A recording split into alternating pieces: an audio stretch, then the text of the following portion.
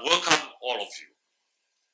We are all gathered here today to celebrate the legacy of one of Africa's greatest Pan-Africanist and conservation leader, the late Benjamin Mkapa.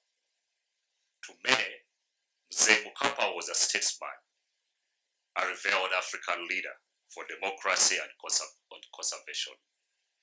But also on a personal note, he was a very good friend of mine and a wise counsel. Over and above serving as the president of Tanzania between 1995 to 2005, the late Mkapa's portfolio and impact followed him beyond his time in office. As one of the continent's most celebrated thought leaders, he was actively engaged in various leadership forums, boards, mediation peace talks across Africa and beyond. Here at AWF, he was the longest serving board member, having joined in 2006 and took over as the vice board chair from 2011 until his passing in July 2020. We were all greatly inspired by his deep understanding of and passion for conservation's importance across multiple sectors of Africa's development. Therefore, significantly, he focused on policy as he championed, for example, the need for wildlife and wildlands in the developing of Africa's Union's Development Agenda 2063, famously called the Africa We Want. As for our quest for African leadership for wildlife conservation, President Mkapa gave us a model to work towards.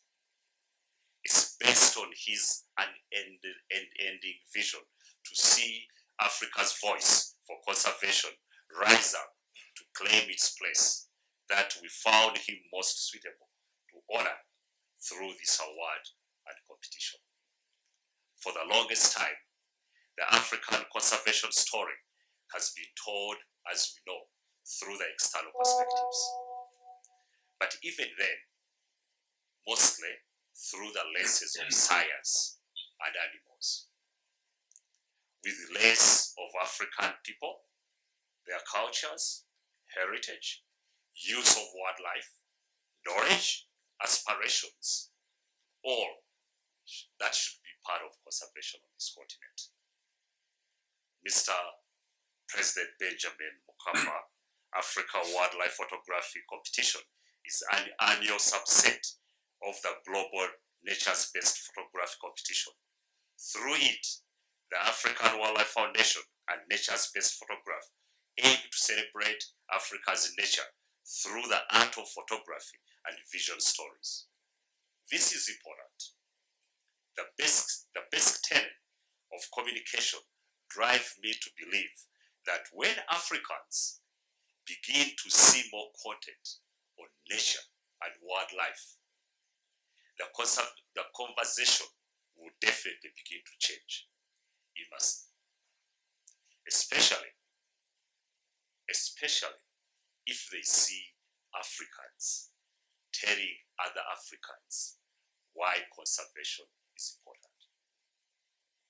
The future of wildlife and wildlands in modern Africa majorly hinges on ensuring that conservation agenda links to the aspirations and mindsets that are driving change, especially the economic change we see on this continent. True to this assertion, we believe this competition today we are launching is the best tool to engage our youth, especially to take up their role in safeguarding nature and environment. The youth are a significant pillar in realizing the future of modern Africa. And as an organization, we aim to tap their interest through such initiatives and more in the pipeline. I would like, therefore, to take this opportunity to address the youth directly. You are the best chance Africa has. And I've said this often, and I doubt I've said it enough times. You are the most educated African generation that Africa has ever had. You have traveled more widely than your parents ever did. And the internet, alongside other technologies, have opened the world to you in ways that previous generations like mine could only dream of. Historically, on this continent, fights or causes have chosen an African generation. The generation before mine was all about political independence. And they did that without WhatsApp or Instagram. Mine was all about political independence. My generation was about economics and democracy. We have mixed results on that. Yours, as young Africans today, the war that has chosen you is climate change. You have no choice. It's all about the environment. To become the voice of African wildlife, to serve as the primary advocate of Africa's wildlife, ensuring its right to exist in a modern Africa and promoting its integral part it will play and it must play in Africa's overall success.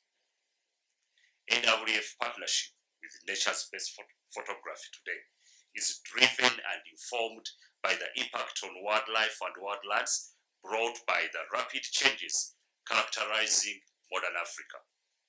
Investments, economic mostly, infrastructure, rapid urbanization, climate change, population growth, shifting demographics, extra. That necessitates us to think of new conservation ways and planning, as well as new partnerships on ways we operate as conservationists. At AWF, we value innovation and technology mechanisms that scale up AWF work and impact, like digital technologies we are addressing today, that create new experiences by more directly connecting people to wildlife and wildlands, breaking degrees of separation between people, nature, and creating ownership, transparency, demonstrated impact, and personalization. This is what President Benjamin Mkapa African Wildlife Photography Award